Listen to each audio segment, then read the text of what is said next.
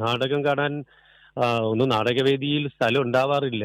പലപ്പോഴും ഭക്ഷണം കഴിക്കാൻ പോലും അവിടെ ബഹളമാണ്. പോവാൻ സീറ്റ് പോവും.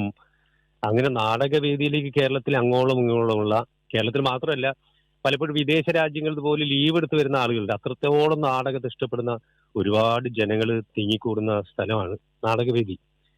അപ്പോൾ പുതിയ പരീക്ഷണങ്ങൾ നമുക്ക് നോക്കിയാൽ അറിയാം. കേരളത്തിൽ നാടകം നിൽക്കുന്ന ഇടത്തിൽ ഏറ്റവും പ്രധാനപ്പെട്ടത് അതൊരു വർഷം ഒരു 10,000-ഓളം നാടകങ്ങളാണ് പല സ്കൂളുകളിലായിട്ട് ഉണ്ടാവുന്നത്. അതിൽ സബ് ജില്ലയും ജില്ലയും കഴിഞ്ഞ് സ്റ്റേറ്റിലേക്ക് എത്തുന്ന നാടകങ്ങളാണ്. വേറെ എവിടെയാണ് ഇത്രത്തോളം നാടകങ്ങൾ ഒരുപക്ഷെ ലോകത്തിൽ ഉണ്ടാവുന്നില്ല എന്ന് നമുക്ക് പറയാം. 10,000-ഓളം നാടകങ്ങൾ സ്കൂൾ തലം തൊട്ടുണ്ടായി. അതിൽ മത്സരിച്ച് മുകളിലെത്തുന്ന ഏറ്റവും അവസാനത്തെ, അതും വളരെ പരീക്ഷണാത്മകമായ നാടകങ്ങൾ നടക്കുന്നൊരിടം, പലപ്പോഴും പുതിയ നാടക പ്രവർത്തകർക്ക് ഉതകം കൊള്ളുന്ന നമ്മൾ പലയിടങ്ങളിൽ ഇപ്പോൾ വ്യാപരിച്ചുകൊണ്ടിരിക്കുന്ന പലരെയും ഉണ്ടാക്കിയെടുത്ത ഒരു ഇടമാണ് സ്കൂൾ കലോത്സവ നാടകവേദി എന്ന് പറയുന്നത്.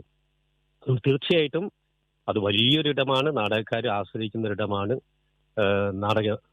സ്കൂൾ കലോത്സവ നാടകവേദി എന്നത്. അതിൽ ഏറ്റവും പ്രധാനം എന്ന് പറയുന്നത് ഈ നാടകങ്ങൾ യഥാർത്ഥത്തിൽ നമ്മൾ പറയാം, ഞാനൊരു അധ്യാപകൻ കൂടിയാണ്. അപ്പൊ ഈ മത്സരം എന്നതിന് അപ്പുറത്ത് നിൽക്കുന്നു എന്നുള്ളത് വളരെ പ്രധാനപ്പെട്ട. സംസ്ഥാന കലോത്സവ വേദി എന്ന് പറയുന്നത് തീർച്ചയായിട്ടും മത്സരങ്ങളില്ല, അതിന് ഏകവേദികൾ മാത്രമായ ഒരു തീരുമാനം, വലിയ ഗുണകരമായ ഒരു തീരുമാനം ഉണ്ടാവുന്നുണ്ട്.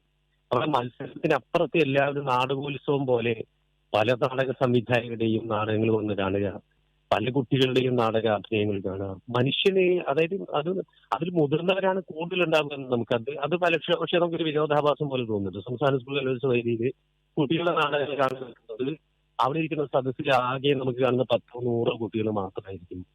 പിന്നെ നാടകം കാണുമ്പോൾ നാടക ടീമുകളിലുള്ള കുട്ടികൾ വന്ന് കാണും, അവർ പിരിഞ്ഞു പോകും.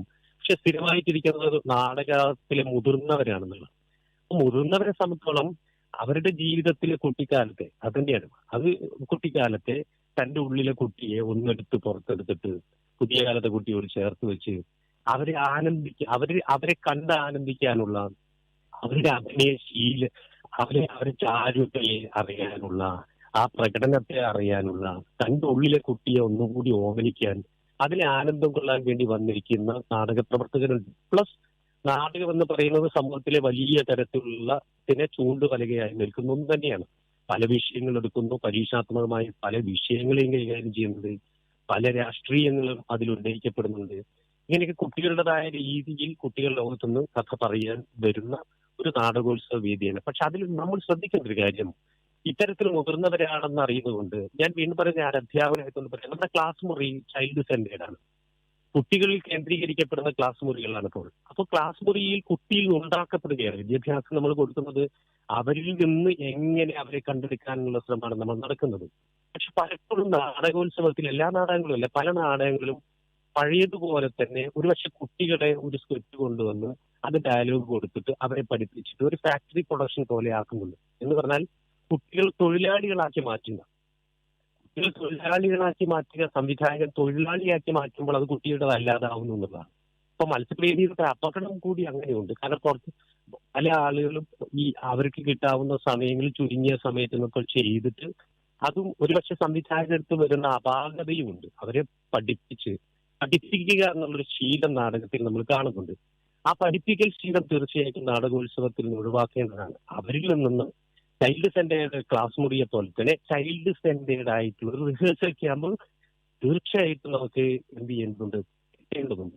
അങ്ങനെ നോക്കുമ്പോൾ എല്ലാം, നമ്മുടെ നാടകത്തിൽ മാത്രമല്ല, എല്ലാ കലാരൂപങ്ങളിലും കുട്ടികളിൽ ഉണ്ടാക്കിയെടുക്കപ്പെടുന്ന, അവരുടെ സ്വാതന്ത്ര്യത്തിൽ ഉണ്ടാക്കിയെടുക്കപ്പെടുന്ന ഒരു ആർട്ട് ഫോമിനെ ഇവിടെ നിലനിൽക്കാൻ പറ്റും.